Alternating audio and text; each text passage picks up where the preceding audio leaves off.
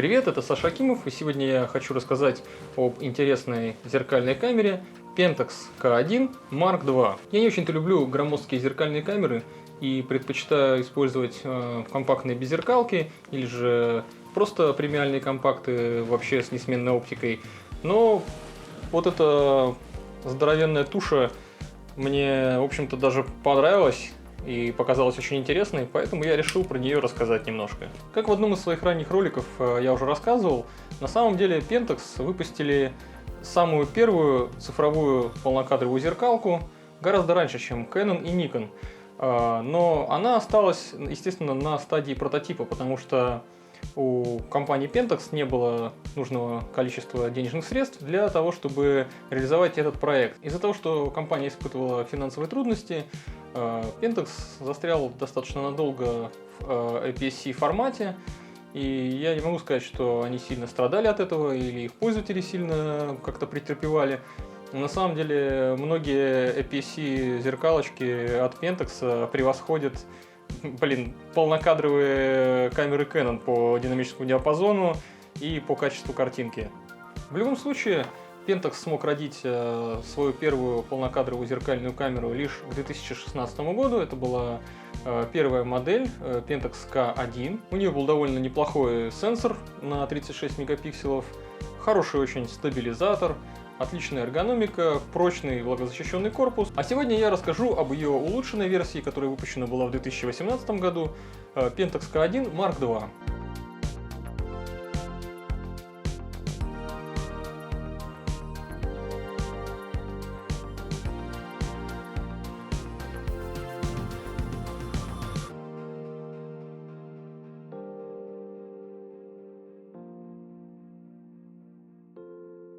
Внешних отличий от первой версии у Марка II вообще нет никаких. Главные изменения, в общем-то, произошли внутри. Тут был прокачан процессор, добавлен сопроцессор для улучшения изображения, а также появилась возможность делать снимки с функцией Pixel Shift прямо с рук, без использования штатива. Но обо всем я этом позже подробнее расскажу. Сначала мы все-таки рассмотрим этот танк снаружи. Традиционно для Pentax камера защищена от всех воздействий среды. Ему не страшна пыль, влага или мороз, причем без каких-то сносок или оговорок, как это бывает у некоторых камер, таких как Sony, например. Там заявлена влагозащита, и она, наверное, даже какая-то есть, но она довольно сомнительная. Я с той камерой не рискнул бы отправляться в какие-то тяжелые условия. У той же Соньки или у какого-нибудь Canon довольно дохленькие резиночки, такого дурацкого какого-то качества. А здесь, например, вот резиночка, которая защищает слоты для подсоединения, всякие HDMI и прочее, она толщиной просто какой-то невероятной. При этом она имеет тут несколько, скажем так, слоев защиты. Она еще и накладывается сверху на эту. То есть тут прям я даже не представляю, что должно произойти, чтобы вода туда попала. Это надо под каким-то напором, наверное, не знаю, там из керхера мойки поливать, чтобы она хоть как-то туда проникла, потому что ее, даже обратно запихать трудно, не то что воду туда налить. Конечно же, отсек батарейный также защищен, он здесь вообще на защелке. Я слышал, как какие-то обзорщики говорили, что у него нет резиновой прослойки, но я не знаю, они, может быть, слепые или придурки, но вот здесь вообще-то есть резиновый слой, который не дает сюда влаге проникать также. Батарея, к слову сказать, раз уж мы сюда полезли, точно такая же, как у всех остальных Pentax'ов. То есть, если человек пользовался до этого APS-C камерами, ему батареи не нужно менять, у него, если есть запасные, то он их может также прекрасно использовать и на новой камере полнокадровой. Батарея довольно объемная, хватает ее надолго, если снимать именно не через Live View. На самом деле, если через Live View снимать, конечно, она быстрее иссякает. Как я уже говорил, корпус очень прочный. Он сделан из такого цельнолитого куска магниевого сплава с очень толстыми стенками. То есть, я думаю, эту камеру не страшно даже, в общем-то, уронить. То есть, если ты ее уронишь, то камера не сломается, а у тебя будет под ногами небольшой овраг новый образуется, потому что она весит очень много. В общем-то, этот небольшой недостаток, ее большая масса отчасти вытекает как раз из-за того, что она имеет очень толстые стенки, она имеет прочный металлический конструктив, никакого тут пластика нигде особо нет.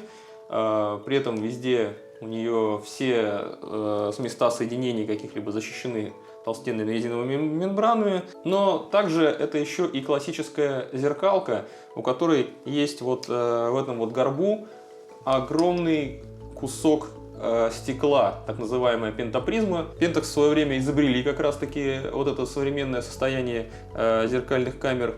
Еще там в 50-е годы они это придумали делать, переворачивать изображение, чтобы все было красивое, чтобы можно было визировать. Ну, сейчас это, конечно, архаизм, я так считаю, но ничего не поделаешь, такое конструкторское решение, поэтому приходится с собой, ну, не знаю, так, наверное, полкило лишних таскать, это уж точно. Мне, как любителю компактов, очень непривычно таскать с собой вот эту гирю. Зато надежность этой камеры никаких вопросов не вызывает. Даже забавный своей конструкцией экранчик, который они вот тут сделали, который на таких как бы шарнирах там движется, тоже настолько прочно сделан, что можно с ним творить какие-то странные вещи. Можно просто тупо взяться вот так за сам экранчик и трясти камерой, и никуда она не денется, потому что конструкция настолько прочная и очень крепко, качественно сделанная, что этот экранчик точно не оторвется, и никаких вопросов по его качеству у меня не возникает. Единственный его недостаток, наверное, то, что он во все остальные плоскости, в которые можно повернуть, поворачивается не то чтобы прям сильно. Ну так, как бы ощутимо, конечно, но не очень сильно. Единственная плоскость, в которую он прям полностью можно его откинуть, это вверх. Вот так, ну то есть при съемке с нижнего ракурса. Ну, вообще, на самом деле, это, наверное, самый часто используемый ракурс при повороте экрана. Так что ничего страшного. Все равно это лучше, чем жестко зафиксированный экран. Сейчас я отсоединю объектив от камеры, чтобы мне было проще ее вертеть и удобнее показывать ее органы управления. Объектив, кстати говоря, я тут в основном использовал 50 f1.4 DFA, который со звездочкой, то есть самое топовое стекло, какое может быть. Конечно, я снимал еще и на Limited Edition стекла, но про все это я чуть подробнее расскажу позднее, когда дойду до описания того, как он работает с объективами. В целом, органы управления довольно стандартные. Вполне вменяемое расположение кнопки включения, вот здесь вот прямо сразу под пальцем, что очень удобно. И когда она находится с другой стороны, как у какого-нибудь Олимпуса или у Canon частенько, это немножко уже вызывает дискомфорт. Отсек для карт памяти вмещает в себя два слота. И единственное, что они ее сейчас 2 не поддерживают, но особого смысла в этом нет. Она все равно, камера 4К не пишет и не снимает какими-то огромными сериями, так что вполне хватает скорости передачи и обычной ее сейчас 1. Кстати, защищено здесь тоже все весьма-весьма прилично. Такая резиновая тут прослойка просто повсюду, что, я не знаю, тоже опять же кархером только пробивать, если. Спереди не сильно много достопримечательностей, только лишь кнопка фиксации байонета, надпись Shake Reduction, что означает, что здесь вообще-то есть еще и стабилизатор, к тому же, как я попозже расскажу, он еще и работает довольно неплохо, в отличие от тех, которые стоят, например, на той же Sony. Сзади кнопочек, крутилочек и прочего вполне достаточно. Здесь все выведено наружу, все настройки необходимые, то есть в меню лезть большой необходимости нет. Также сверху здесь есть кнопка ISO, кнопка подсветки. К тому же, кстати, подсветка, про нее можно еще отдельно сказать, потому что здесь подсвечивается отсек карты памяти, подсвечивается экранчик сзади. То есть, если снимаешь в ночных условиях, то здорово, от него идет свет на кнопки на все. То есть, они прям решение такое сделали интересное. То есть, если ты ночью снимаешь, то здесь еще есть подсвечивающий диод вот здесь, на вот этом горбу. И когда подключаешь объектив, ты точно не промахнешься. Сейчас поговорим об избыточных вещах. Слева здесь есть, например, переключатель стандартный с фиксацией. К тому же тут можно еще и кастомизацию устраивать, то есть можно какие-то свои личные режимы настроек сделать. Но при этом он мало того, что здесь есть кнопка просто фиксации сверху, которую ты нажимаешь и крутишь, но тут есть еще и дополнительный рычажок для фиксации, то есть лок и unlock, который можно нажимать То есть, если у тебя unlock, то ты можешь свободно вращать. Я не знаю, это немножко избыточно, на самом деле, можно было просто оставить, но им так захотелось. Также избыточным я считаю вот этот орган управления. Он позволяет получить быстрый доступ к многим функциям, но, честно говоря, тут большинству из них особо нет никакого смысла обращаться. Можно и в меню залезть примерно с той же скоростью, с которой ты сообразишь, что тут надо нажать и куда крутить. Вот. Но когда его поворачиваешь в какую-либо сторону, то у тебя сразу же вот на этот орган управления, на этот кругляшок дополнительный, от него идет функция. То есть, по сути, здесь вообще 3 крутилочки. Спереди есть, сзади и еще здесь. Каждую можно настроить. Это, конечно, здорово, но, мне кажется, одна вот эта третья лишняя. То есть, ну, реально в ней нужды большой я не испытываю. Ну, она есть и есть, хорошо. Также лишним я считаю вот этот переключатель, здесь есть под этим бесполезным достаточно кругляшком, переключатель между фото и видео режимом.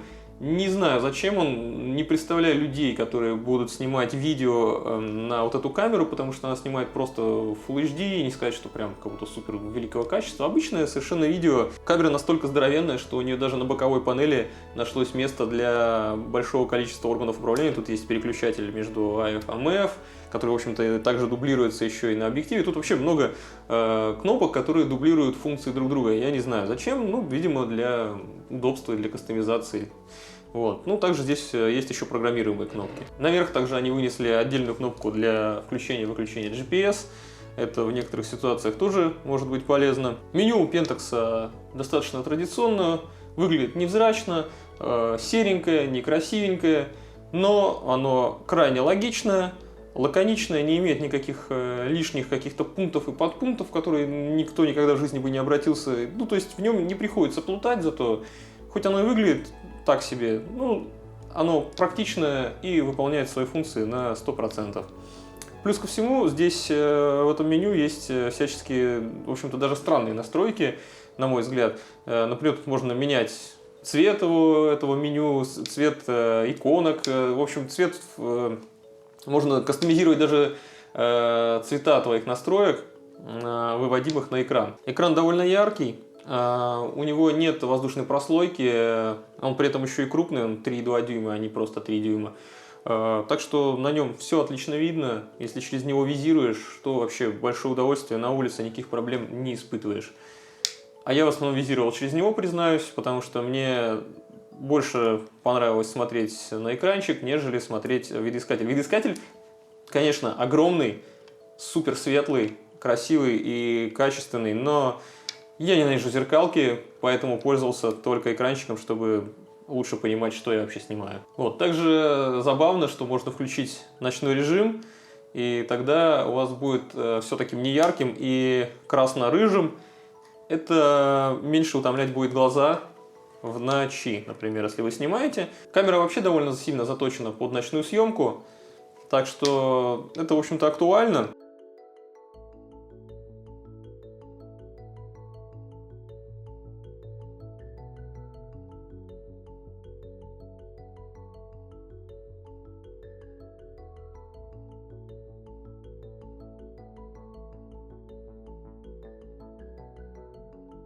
Пожалуй, стоит сразу же озвучить один спойлер. Камера мне действительно очень нравится. Это мощный инструмент. Это крутая камера, у которой много интересных фишек необычных. Но у нее есть одно слабое место – это автофокус. Сейчас я объясню, в чем конкретно это заключается слабость. Не скажу, что он прям совсем немощный, но особенности его работы накладывают некоторые ограничения все же. Например, если ты визируешь через оптический видоискатель, то фокусировка происходит с помощью 33 фазовых датчиков, которые сгруппированы в основном в центральной части.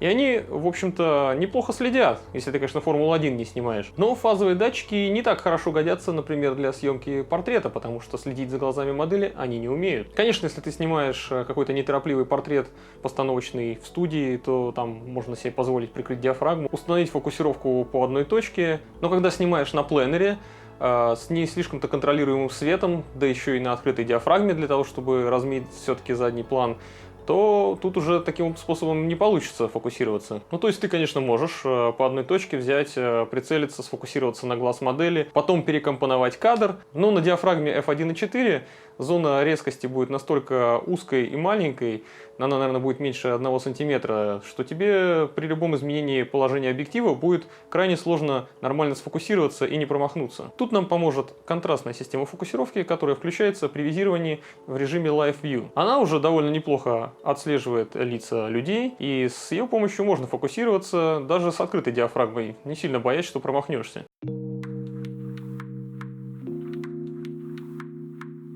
Но во всех других ситуациях, конечно же, слежение по контрасту довольно паршивое, ну, как это, в общем-то, и у всех камер, ну, наверное, кроме Panasonic, у которого там вообще почти половина мощностей камеры отведена под то, чтобы только лишь бы их контрастный ущербный фокус фокусировался. Ну, а в ночи контрастный фокус вообще теряется, поэтому приходится переключаться на ручную фокусировку. Это, конечно, не так уж сложно, можно просто включить пикинг, увеличение картинки и совершенно спокойно наводиться вручную. Но, опять же, если что-то чуть более динамичное, чем ночной пейзаж или звездное небо ты снимаешь, уже возникают сложности.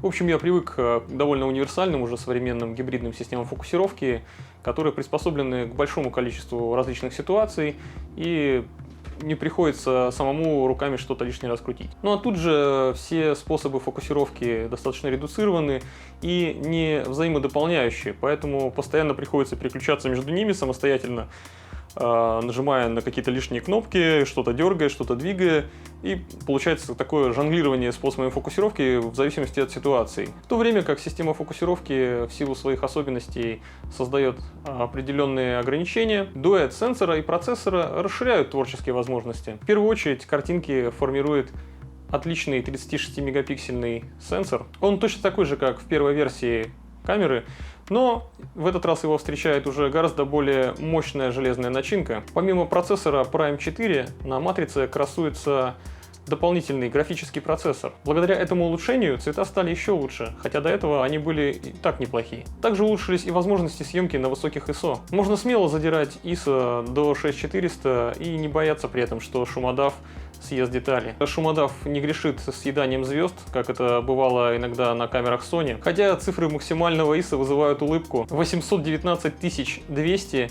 Но это чистый маркетинг. Вряд ли кто-то хоть раз сделает хоть один снимок с такими настройками. При этом всем камера научилась еще и делать снимки в режиме Pixel Shift с рук, без использования штатива. Про этот режим я расскажу сейчас подробнее. Он возможен благодаря тому, что матрица камеры находится на стабилизаторе. Тап, конечно же, PTI-осевой и для полного кадра весьма неплох. По качеству работы этого стабилизатора, наверное, может с ним сравниться лишь Panasonic, более современный какой-нибудь полнокадровый. Ну а стабилизаторы, которые установлены в Sony и Canon, вообще даже рядом не стояли. Про никоновский стабилизатор ничего не могу сказать, их я не тестировал и не пробовал. Стабилизатор позволяет, помимо прочего, не задирать ISO на длинных выдержках, ну, если ты снимаешь с рук, и при этом также позволяет снимать на реально даже в пару секунд какие-то снимки с рук, и можно сделать даже небольшой такой оммаж Титаренко. Подвижная матрица используется также и для съемки звездного неба на длинной выдержке. Благодаря встроенному GPS камера способна включить режим астрогид для того, чтобы избежать смаза звезд на длинной выдержке, то есть чтобы они не превращались в полосы, а оставались точками. Она просто, матрица, следует за движением звезд. Я, правда, этот режим так и не смог протестировать, потому что в Санкт-Петербурге было пасмурно, как, в общем-то, и всегда. Ну а сейчас я расскажу про самое интересное применение сдвига матрицы. Эта технология называется Pixel Shift Resolution. При съемке в данном режиме матрица камеры делает сдвиг на 1 пиксель по кругу. Получается 4 снимка, после чего они, естественно, обрабатываются процессором, и получается гораздо более точная по цветам картинка, чем это при обычном снимке. Получается так, что каждый пиксель, находящийся в байеровском массиве, проходит проверку. Достигается примерно тот же эффект, что и при съемке с помощью камер, у которых установлена матрица Foveon, когда каждый пиксель изображения имеет полную информацию о цвете. За счет этого, даже не изменяя конечного разрешения картинки, можно добиться гораздо большей резкости, чем это было бы при обычной интерполяции. Потому что теперь это уже не является каким-то конечно же, хитроумным, продуманным и очень качественным, но все-таки домыслом процессора. А по сути это фактическое состояние цветов снятой сцены.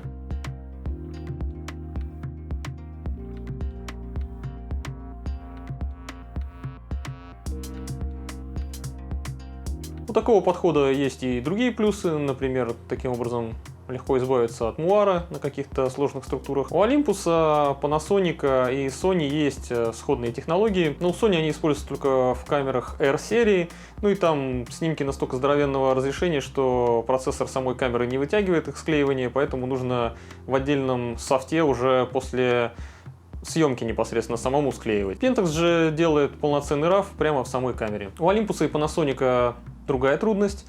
Они делают немножко по-другому проход матрицы. Они, получается, не на 1 пиксель сдвигают и делают 4 снимка, а сдвигают на половину пикселя и делают 8 снимков. Так действительно повышается конечное разрешение кадра, но частенько процессор не вывозит анализ картинки, и можно получить какие-то небольшие артефакты на каких-либо движущихся объектах, например, на каких-то ветвях, колышущихся на ветру. Pentax же анализирует сцену и каким-то образом умудряется избежать артефактов на тонких структурах вроде листьев, даже если их треплет ветер. Единственное, что я заметил на снимке в Pixel Shift Resolution на одном, где был флаг, вот на флаге действительно были какие-то смазанные какие-то артефакты, но листья при этом в центре кадра оказались в целости и сохранности.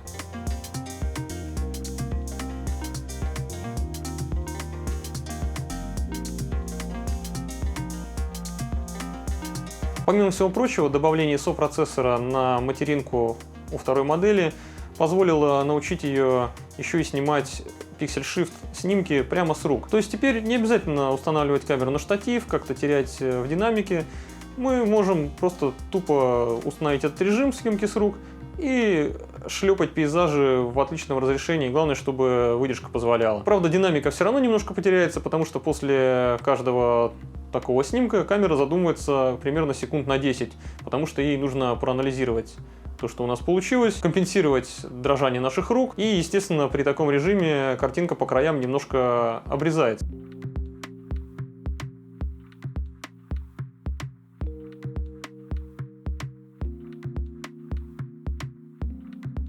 Чтобы добиваться таких хороших снимков с высоким разрешением, очевидно, необходима и хорошая оптика. Можно было бы красиво сказать, что к этой камере подойдут все объективы, которые были созданы под КБ-нет за последние 30 лет.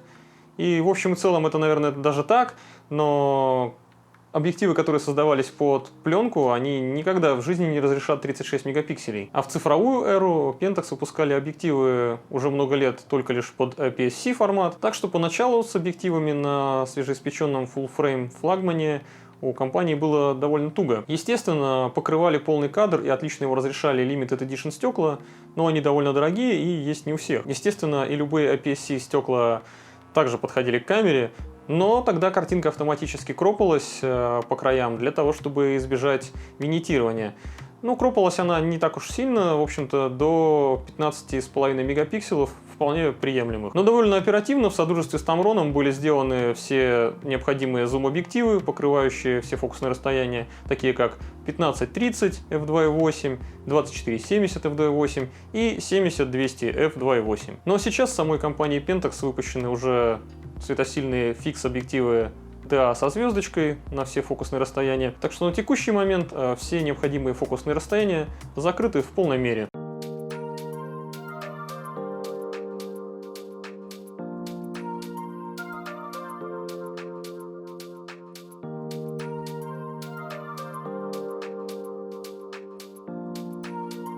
Камера здоровенная, но я не смог удержаться от того, чтобы опробовать ее и в стрит-фото. Конечно же, она не слишком хороша в каких-то активных сценах, потому что удобнее визировать через экранчик, нежели через оптический видоискатель, а когда смотришь через экранчик в Live View, у тебя только контрастный фокус есть. Но если объект съемки никуда не бежит, то можно получить вполне неплохие результаты. И на удивление, камера не так сильно пугает людей. Благодаря особой плавающей конструкции зеркала, когда оно поднимается, оно сильно не гремит. Могу сказать, что у данного Pentax затвор щелкает гораздо тише, чем у некоторых беззеркальных камер, например, у Sony. Скинтон получается у камеры отличный даже в пасмурную погоду. Щетина, поры, морщины, все это отлично передается.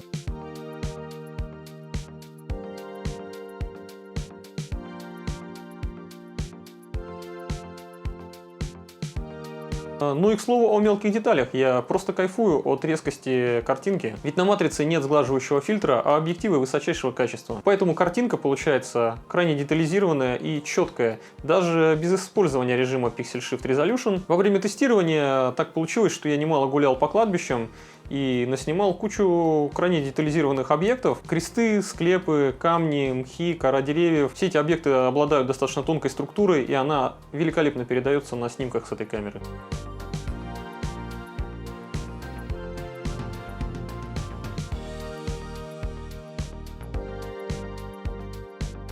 Также здорово выглядят снимки животных. Шерстка или перья – просто чудо.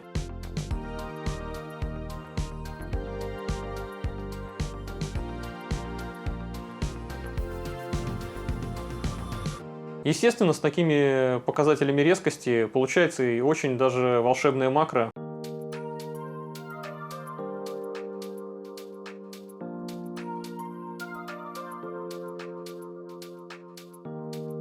Цвета на эту камеру получаются крайне натуральные. Тональные градации, какие-то переходы, все очень мягкое и аккуратное. Скинтон просто прекрасен. Поэтому на нее можно снимать очень хорошие неторопливые портреты. Ну и как я ранее уже говорил, камера прекрасно чувствует себя в ночное время суток. Звезды я, конечно, не смог поснимать из-за пасмурной погоды, но сделал несколько снимков просто с рук на высоких показателях ISO для того, чтобы посмотреть, насколько там деградирует детализация или, может быть, динамический диапазон как-то сильно ухудшится. Но я был приятно удивлен. Матрица и процессор просто прекрасно справляются со съемкой в ночное время. Ну и, конечно же, я проверил, как шумодав поведет себя на длинных выдержках, как потянутся после этого тени и света. И, в общем-то, я, опять же, был приятно удивлен. Детализация остается на очень высоком уровне.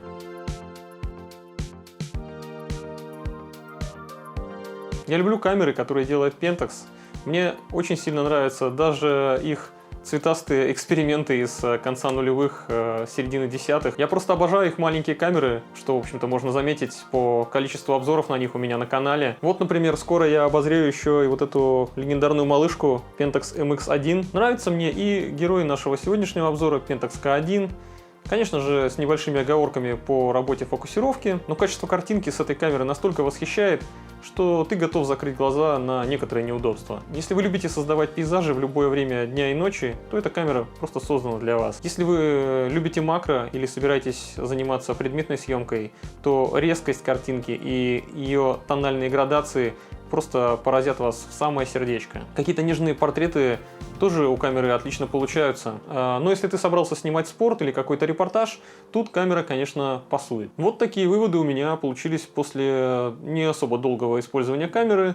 Возможно, я где-то не прав, можете меня поправить в комментариях. Спасибо вам за просмотр, подписывайтесь на мой канал. Кстати, скоро выйдет новый APS-C флагман Pentax K3 Mark III, где будет установлена новая система фокусировки и появится уже видео в формате 4К. Надеюсь, у меня однажды получится сделать обзор и на нее.